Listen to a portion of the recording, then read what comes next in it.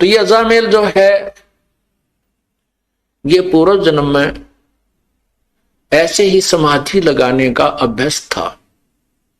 कभी तो हठ योग करके समाधि लगने का इसने अभ्यास किया, जिससे वो परिपक्व अभ्यास हो गया।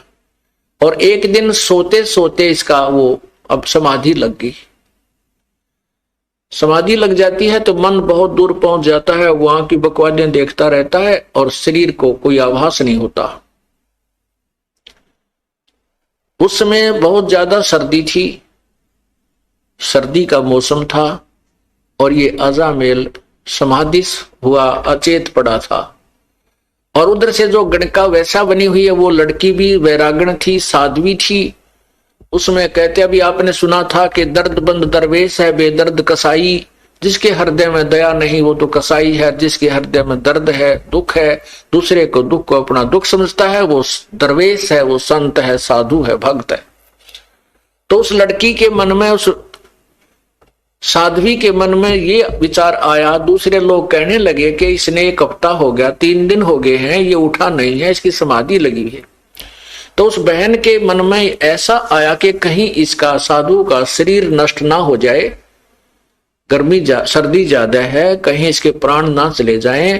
और कोई कपड़ा था नहीं इस भक्त ने, उस साधक ने अजामेल जो पूर्व जन्म में केवल एक कोपीन, एक लंगोट पर्दे पर बांध रखा था, बाकी नी वस्त्र था, कोई कपड़ा नहीं रखता था। उधर से वो साध्वी थी, उसके पास भी एक्स्ट्रा कोई कपड़ा नहीं था। तो उसने सोचा इस साधु का जीवन बचाना अति आवश्यक है। तो उस लड़की ने उस साधु के ऊपर लेट गई। वह उसके जीवन रक्षा करने के लिए, अपने शरीर का ताप देने के लिए वो बहन उस भगत के, समाधि लगाए हुए भगत के यानी उस अजामेल के शरीर के ऊपर लेट गई। अब लेट गई तो वो गर्म, शरीर गर्म हुआ। कुछ देर के बाद उसके वो जो ऊपर ड्रामा ड्रूमा देख रहा था वो खत्म हुआ। जब वो वापस आया से एकदम शरीर से बाहर, तो ये तपस्वी जो होते हैं ये ततैये बन जाते हैं, भेड़े। ये नहीं देखते तुम किसको डस रहे हो, जरा सा हाथ लगते जैसे भेड़ डंक लगा देती है, सर्प डंक लगा देता है, ऐसे बन जाते हैं, ये सिद्ध बन जाते हैं इन साधनाओं से। जो ही उस संत, उस भक्त की आंखें खुली, समाधि टूटी, अपने ऊपर एक स्त्री को लेटे हुआ देखा, तो उस जन्म में तो ये ऐसा साधक था कि स्त्री को टच भी नहीं करना से अपना धर्म भंग समझता था। तो उसने उस औरत को ये सोचा कि ये मेरा धर्म भंग करने की चेष्टा कर रही है, उसको श्राप दे दिया कि तू वैसा बनेगी अगले जन्म। तो उधर से वो भी उससे कैसी थी, दया तो थी उसमें, ये तो साधु में होता है, तभी तो भगवान की साधना की तरफ चलता है, दयालु जिसमें तो दया होती है। लेकिन जिसको साधना ठीक नहीं मिलती वो दयालु होकर भी दुष्ट कर्मों से नहीं चूकते। उधर से उस लड़की ने उसको श्राप दे दिया कि तू भड़ुआ बनेगा, अगले जन्म में तू भड़ुआ होगा, अर्थात व्यभिचारी होगा। तब जब उन दोनों का वो पारा सा उतर लिया छो का, फिर विचार करने लगे। तो उस लड़की ने कहा कि नालायक, मैं तो तेरे शरीर को गर्मी दे रही थी, मैंने तेरे जैसे निकम्मों की कोई आवश्यकता नहीं, मैं फिर घर क्यों त्यागती अगर मैं ऐसे कर्म करती। मैं तो, मुझे पता लगा कि 2-3 दिन से तू बेहोश पड़ा है, कहीं तेरा शरीर नष्ट ना हो जाए, मैं तो इसलिए तेरे शरीर को गर्मी देने के लिए, और कोई वस्त्र ना था मेरे पास, अपने ही शरीर से तेरी रक्षा कर रही थी। तब वो महसूस किया उसने भी कि बहन मेरे से गलती बन गई। अब वही तो बात है ना, कहते हैं तीर कमान से और वचन जुबान से निकलने के बाद वो वापस नहीं आता। तो सोच समझ कर हमने हर क्रिया बोल चाल करनी चाहिए। तो उसी के परिणाम स्वरूप वो तो वैश्या बन गई, वो चलन बन गया, दोनों का फिर संयोग हो गया। अब वो पति पत्नी रूप में, फिर उसके बाद उनका काफी प्रेम बन गया। जैसे जब उन्होंने पता लगा था कि उस भक्त ने भी पता लगा कि तू कुर्बान थी, तेरा शरीर की रक्षा की, तो उनका आपस में बहुत ज्यादा लगाव बन गया। आपस में प्रेम बन गया, एक दूसरे ममता बन गई। बिल्कुल वो उस जीवन में ब्रह्मचारी रहे और बिल्कुल ठीक रहे। लेकिन वो ममता जो आपस में युकाल का तो जाल बड़ा भयंकर है, वो आपस में मोह फंसा रहा। उस मोह ने ये फिर कट्ठे लपेट दिए, अगले जन्म में ये पति पत्नी बना दिए, और साथ में वो वैश्या बन गई और अजामेल बन गया ये बदचलन बड़ुआ। अब वो साधु वहां संत पहुंचा उसके द्वार पे, तो वो लड़की जो गणका बनी हुई थी वो एकदम बाहर आई कि हमारे द्वार पर नमो नारायण करने वाला कौन आ गया। तो गाली देने वाले तो बेसिक आ जाते थे, और आज ये परमात्मा का नाम उच्चार करने वाला कौन आ गया। एकदम वो बाहर आई और कहते हैं पिछले जन्म की जो साधना की हुई होती है वो भक्त आत्मा मनुष्य जीवन से जब आते हैं तो शीघ्र भक्ति पर लग जाते हैं। चाहे वह कितने ही दुराचार करता है, चाहे कितने ही वो विकार करता है, शराब पीवे, मांस खावे, चाहे तम्बाकू सुल्फा पीता है, वो पिछले जन्म का जो मनुष्य शरीरधारी प्राणी होता है और पिछले जन्म में कुछ भक्ति की हुई होती है और वर्तमान में कुसंगत में फंस जाता है, वो तुरंत त्याग देता है उन बुराइयों को और परमात्मा की भक्ति में उसी प्रकार सपीड लग जाता है। अब उस भक्तनी ने बाहर आते ही ऋषि के चरण दिए और कहा हमारा कौन सा पुण्य उदय हुआ, हमारे द्वार पर साधु संत आए हैं, आओ जी बैठो जी। अब साधु ने संत ने सोचा भी कति ठीक ठिकाना आ गए तो बहुत भगवान आत्मा मिल गई और बहुत ही अच्छे भक्त मिल गए। अब अंदर जब पहुंचा तो उसने एक चारपाई थी जिसी घर पे वो उस पे बिछा दिए सुंदर कपड़े धोए धाए, साधु बैठ गया दच के उस चारपाई के बीच में।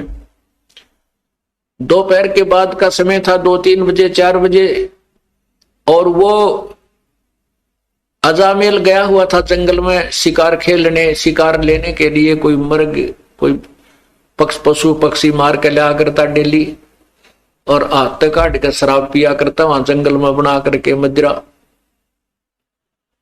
तो वो आया, उसने क्या कर रखा कि कंधे पे लठ और लठ के अंदर एक वो टांग रखा हिरण मार के, और आते ही वो पटक दिया आंगन में। जड़ महात्मा बैठे थे उसका साथ में ही, और नो पटक जब नो ना देखा कि महापुरुष बैठा सामने, उसने आते ही दुखी सा हो रहा था, कहा ले भगवान तो सारा दिन में एक का पाया, सारा दिन लग गया एक ही मर्ग मिला, बड़ी मुश्किल से हाथ लग गया। अब जब उसने वो मर्ग वहां पटका तो वो साधु की नजर गई, भाई के खुड़का हुआ कौन बोला।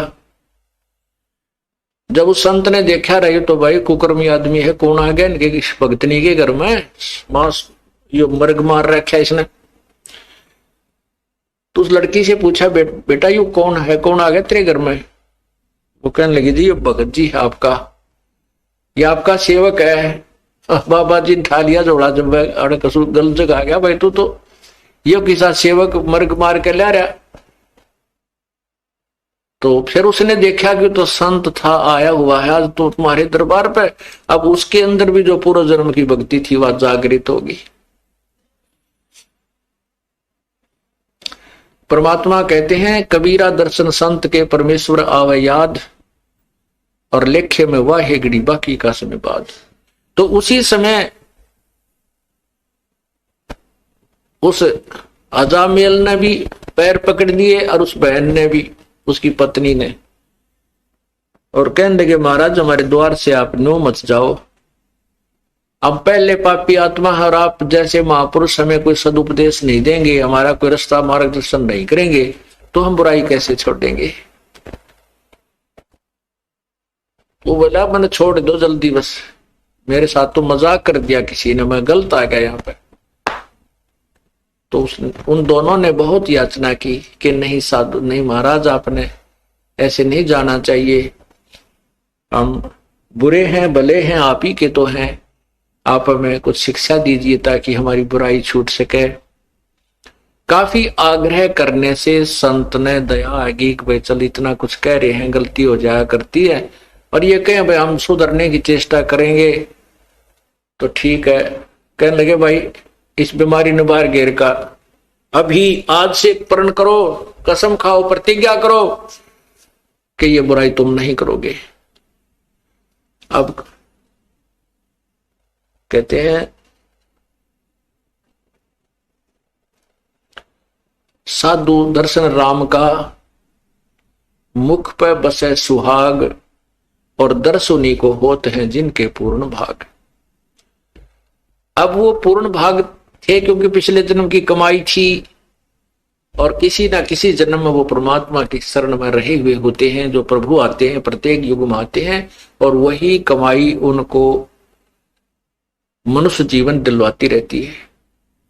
बाकी जो अन्य हठ योग आदि करते हैं वो तो मलाई यही खत्म खर्च करते रहते हैं, सिद्धियां प्राप्त करके या कोई राज्य प्राप्त करके फिर पैरेलल हो जाते हैं। तो उन्होंने उसी समय उस उठा के उस मर्ग को बाहर फेंक दिया और कहा महाराज जी बाजार से जाकर के हम बिल्कुल फ्रेश आटा लावांगे आपके लिए, अलग से भोजन बना देंगे, नहा धो के, आज के बाद हम कोई बुराई नहीं करेंगे, लेकिन आप हमारे द्वार से जाइए मत, हम शाकाहारी हो जाएंगे। अब उस संत ने कहा भाई ठीक है।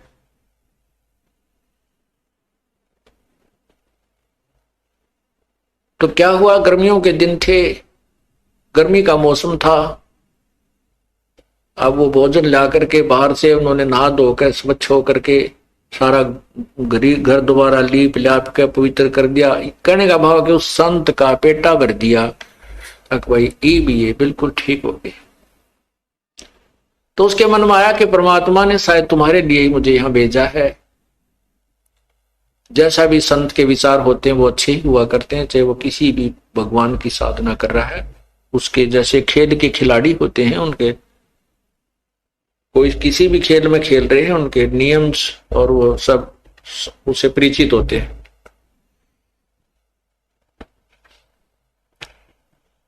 अब रात्रि के समय साधु तो भजन करने लग गया, और वो दोनों जने पंखा लेकर के खड़े हो गए बारी बारी। फिर वो भजनवाद साधना करके लेट गया, तो लेट के आसपास छिड़का कर दिया पानी का, और ऐसे पंखा बारी बारी कभी वो खड़ी हो जा कभी वो खड़ा हो जा, उसको साधु को हवा कर रहे हैं। सवेरे संत बोला भाई भक्तों एक काम करो, तुम नाम ले लो, भगवान का नाम जपया करो।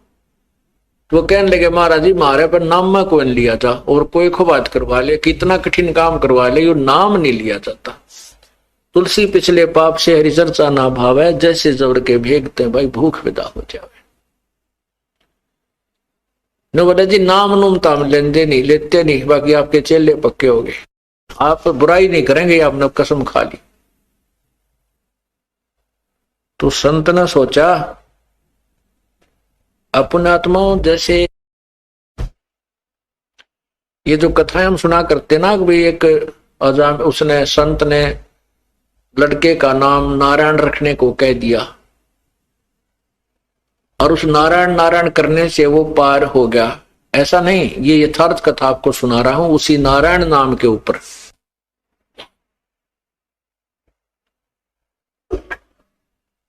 तो संत ने सोचा भाई इनके निकम्या के काम बिगड़ गए, घने पाप घने इकट्ठे हो गए, इसलिए इनके राम नाम में रुचि नहीं बन सकती, तो क्यों ना ऐसा तरीका कर दूं कि ये भगवान का नाम उच्चारण करने लग जाए। न्यू बोला भाई तुम्हारा लड़का होगा 10वें महीने, लेकिन उस लड़के का नाम जो मैं बताऊं वही रखना, उसका नाम तुम नारायण रख लेना। दोनों ने करबद्ध होकर कहा कि प्रभु जैसे आपकी आज्ञा, आपकी दी संतान जो होगी पुत्र होगा तो उसका नाम हम नारायण रख देंगे। ऐसा ही हुआ, लड़का हुआ, लड़के का नाम नारायण रख दिया। अब छोटा बालक बुढ़ापे में बहुत प्यारा लगता है, छोटा बच्चा वैसे भी ज्यादा प्रिय होता है, लड़का हो चाहे लड़की।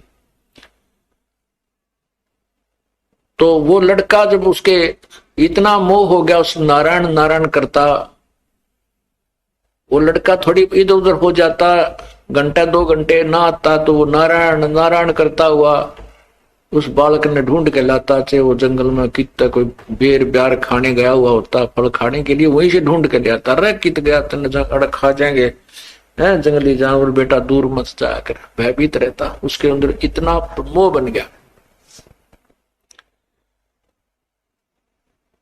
एक दिन उसकी अचानक मृत्यु होगी, क्योंकि उसका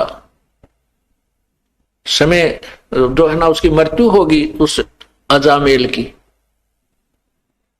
मृत्यु होगी तो उसको यम के दूत ऊपर लेकर गए धर्मराज के दरबार में, जहां अकाउंट होता है एज का, कर्मा का, कितनी आयु थी, कितने समय में यू मरा, इसने कैसे पुण्य कितने पाप किए। जब उसकी मृत्यु होगी तो उसकी पत्नी ने देखा कि तो मर गया अचानक। 2-4 दिन से वो अस्वस्थ भी चल रहा था।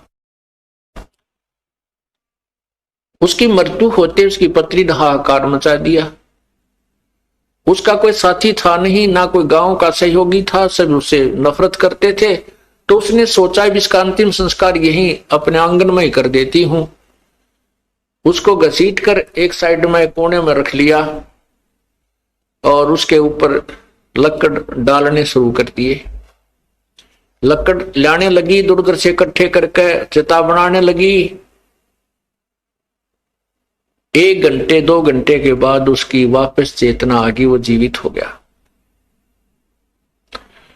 तो ऊपर उसने देखा, वो जब वापस आया तो उसकी पत्नी बुरी तरह रो रही, वो लड़का भी रो रहा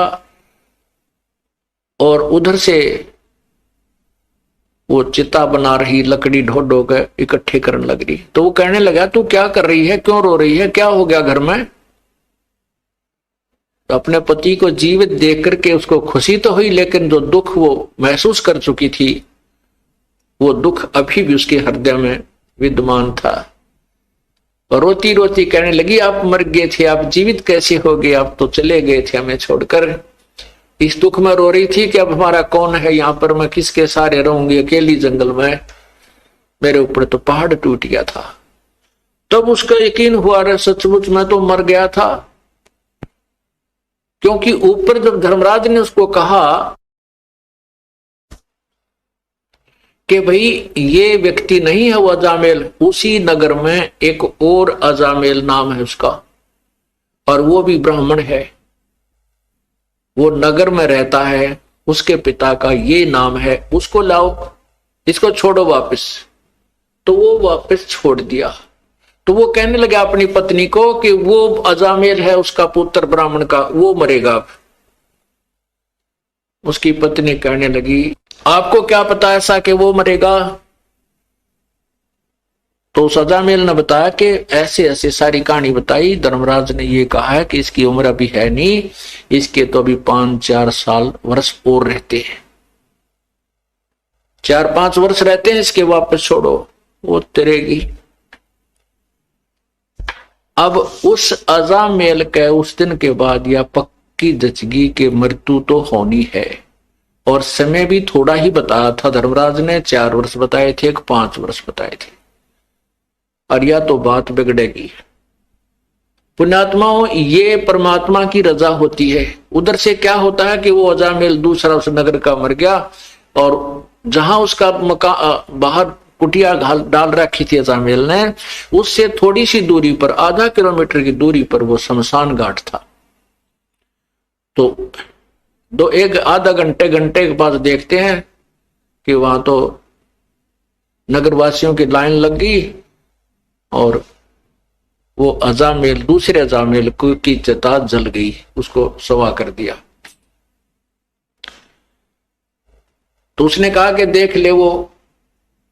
फिर वो जैसे अगले दिन गांव नगर में जाते थे सामान लेने, दुकान पर थे, वहां पता किया तो पता चला कि वो अजामेल मर गया, उसका लड़का, उस ब्राह्मण का कल मृत्यु होगी उसकी।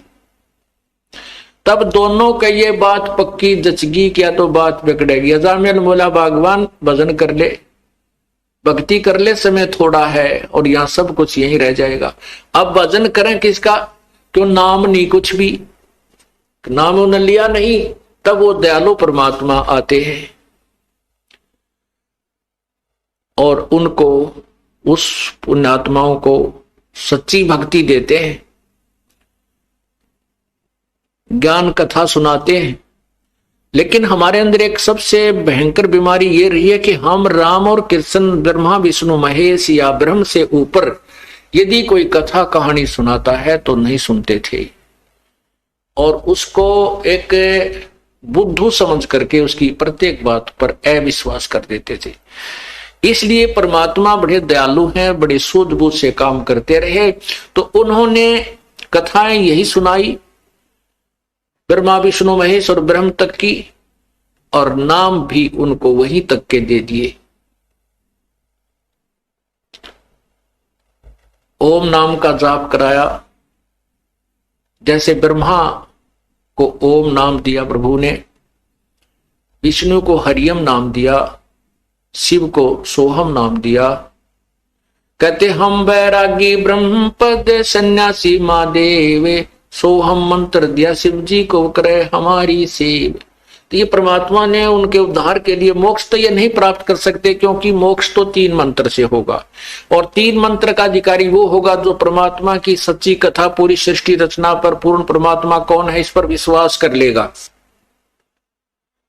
सारना, ये जो 3 मंत्र का जाप उसी को दिया जाता है जिसकी नस नस में, अर्थात पूर्ण रूप से जिसका विश्वास परमात्मा पूर्ण ब्रह्म कबीर भगवान में हो जाता है कि वही मोक्षदायक है, उसी की पूजा से पूर्ण मोक्ष होता है, और अन्य भगवानों की सतीथि से वो परिचित हो जाता है। ये भगवान नाशवान है, अविनाशी नहीं है, और इनकी साधना से जीव को इतना लाभ होता, स्वर्ग गया, फिर मृत्यु, फिर स्वर्ग गया, फिर नीचे आया, फिर स्वर्ग गया, फिर 84 लाख योनियों भोगी। इस तरह का ये रहट जैसा कुआं, अर्थात ये चक्र अन्य भगवानों की साधनाओं से चलता ही रहेगा। पूर्ण परमात्मा की भक्ति से पूर्ण मोक्ष होगा। तो इसलिए परमात्मा जैसे पहली बार आए, ब्रह्मा को ओम नाम दिया, क्योंकि वो वेदों में ओम नाम से दृढ़ था कि इसके अतिरिक्त कोई मंत्र नहीं है। तो उसका नाम भी, उस नाम का जाप भी पूर्ण संत से लेकर ही किया जाए तो ही लाभ होता है। इसलिए विष्णु जी को हरियम जाप दिया, विष्णु और लक्ष्मी दोनों को, सावित्री और ब्रह्मा को ओम दिया, और शिव को और पार्वती को यही मंत्र दिया। क्योंकि तत्व ज्ञान है, धीरे धीरे समझ में आएगा आपको। अभी तो हमने केवल ये कथाएं सुन रखी थी, छोटी मोटी कथाएं थी, या संतोषी माता के व्रत की कथा सुन रखी थी, और ये कथा हम नहीं सुन पाए थे, और पूर्ण परमात्मा के बारे में तो मैं परिचित थे। तो तत्व ज्ञान का धीरे धीरे समझ में आएगा कि ये मंत्र कहाँ काम करते हैं, कैसे करते हैं, कैसे राहत देते हैं। तो इस प्रकार फिर वो अजामेल पूर्ण परमात्मा आए, और उनको आकर के फिर मंत्र दिया अजामेल और उस लड़की को। उन्होंने फिर उस भय से, उस डर से साधना की कि झूठा संसार है, ये जब यहीं छोड़ जाएंगे और समय बहुत कम रह गया है, और भक्ति नहीं की तो वहां यम के दूत ऐसे पीट रहे थे, ऐसे डाल रहे थे नरक में, कोई नहीं सुन रहा था, उठा उठा कर फेंक रहे थे, हाहाकार मचा था। तो कई ऐसे जो व्यक्ति हैं नास्तिक टाइप के, या ज्यादा चतुर मानते अपने आप को, वो कहते हैं कि ये कथाएं जस्ती नहीं कि भगवान के घर में भी धोखा लग जाता है क्या, कि मरना किसी को होता है, मार कोई दिया जाता है। भगवान के घर में कोई धोखा नहीं लगता। ये तो उन व्यक्तियों के ऊपर रहम होता है, उनके लिए गोल्डन चांस देता है परमात्मा, जो पुण्यात्मा गणी होती है, उन्हीं को ऊपर दिखा करके वापस छोड़ दिया जाता है, कि ताकि ये यहाँ की यथार्थता को पहचान कर फिर संसार को आसार समझ के अपना काम बना ले, भक्ति व दृढ़ हो जाए। उन पर विशेष कृपा होती है। तो जैसे अजामेल और गणका पर विशेष, उस अजामेल पर विशेष कृपा हुई कि उसको वो सारा ऊपर का दिखा करके झंझट और वापस छोड़ दिया, फिर उसको भय बन गया, उसको चिंता बन गई, तब उसका अजामेल और गणका वो दोनों विमान में बैठ करके स्वर्ग गई। इसमें क्या बताया है